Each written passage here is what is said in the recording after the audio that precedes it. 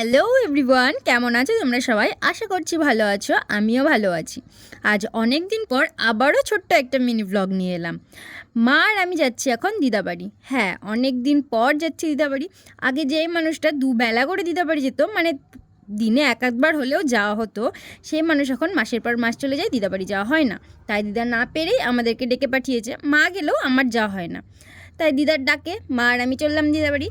রাস্তাতে এসেই কিন্তু টোটো পেয়ে গেছিলাম, আর টোটোতে উঠেও পড়েছি। উঠেই দেখো আমার চুলগুলো কিন্তু এলোমেলো হয়ে গেছে। কত সুন্দর করে চুলগুলো আছড়ে বেরোয়, আর গাড়িতে উঠলেই ব্যাস চুলের 12টা বেজে যায়। টোটো থেকে নেমে দিদাবাড়ি যাবো কিনা তখনই দেখি মাসির বাড়ি দিয়ে দিদা ডাক দেয়, দিদা মাসির বাড়িতে রয়েছে। এসে দিদার দর্শন, দিদাও খুশি আর আমি আর মাও খুশি দিদাকে দেখে। অনেক দিন পর দেখা হলে যেটা হয়, তিনজন মিলে বসে গেলাম গিয়ে গিয়ে গল্প করতে করতে করতে চলে গেলাম বাড়ি। আর বাড়ি গিয়ে দিদা বলল, যা গিয়ে ছাদে গিয়ে দেখ গাছে ফুল ফুটেছে। আর আমিও তাই দিদার কথা শুনে দৌড় মেরে চলে গেলাম ছাদে। আর গিয়ে চোখে পড়লো এই গাছটা, যেটাতে ছোট্ট ছোট্ট ফুলগুলো, মানে ছোট্ট ছোট্ট গাছে ফুল ধরেছে, বেশ সুন্দর লাগছে। গাছটা সত্যিই সুন্দর লাগছে। এটা অমিত অনেক যত্নে লাগিয়েছে।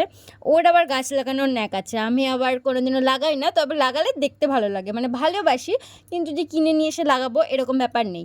এখানেও দেখো আর একটা গাছ লাগানো আছে, এটা এখনও ফুল আসেনি, ছোট্ট ছোট্ট কুঁড়ি এসেছে, সেটাই দেখছিলাম। এটার কালার কেমন হবে বুঝতে পারছি না বেশ, তবে এর আগের গাছটা যেটা দেখালাম এটার কালারটা বেশ আমার পছন্দ হয়েছে। নিচে গিয়ে দিদাকে বললাম, দিদা কালারগুলো কিন্তু খুব সুন্দর এসেছে, আর আমার সত্যি গাছের ফুলটা অনেক অনেক পছন্দ। আর এখানে ঢং করে একটু ভিডিও করছিলাম, যাতে বাড়িতে এসে অমিতকে দেখাতে পারি যে তোর গাছে ফুল ফুটেছে, ও অনেক খুশি হবে।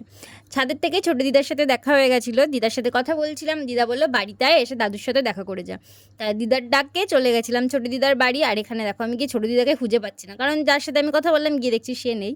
ঘরের থেকে সাড়া দেয়, বলে কি তুই ঘরে আয়। আর আমি ডেকেই যাচ্ছি, চিল্লিয়ে যাচ্ছি দিদা দিদা করে, আর দিদা বলছি ঘরে আসতে পারছিস না।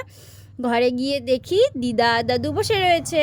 তারপরে দাদু আর দিদার সাথে কিছুক্ষণ গল্প করে চলে গেছিলাম দিদা বাড়িতেই। বাড়ি গিয়ে আমার একটা অভ্যাস আছে, দিদা বাড়ি গেলে না আমার প্রচণ্ড ঘুম পায়। খেয়ে আমি একটু শুয়ে পড়েছি, আর ঘুম থেকে উঠেই মা বললো বাড়ি যাওয়ার সময় হয়ে গেছে। আর দিদা বড়া ভেজেছিল, আর আমি এইসব টুকটাক জিনিস খেতে না খুব ভালোবাসি, তাই দিদা তো আমাকে না খাইয়ে ছাড়বেই না। জোর করে বড়া খাওয়ালে, আর বড়া খেয়ে সোজা বাড়ি। আজকের মতন এতটুকুই, টাটা।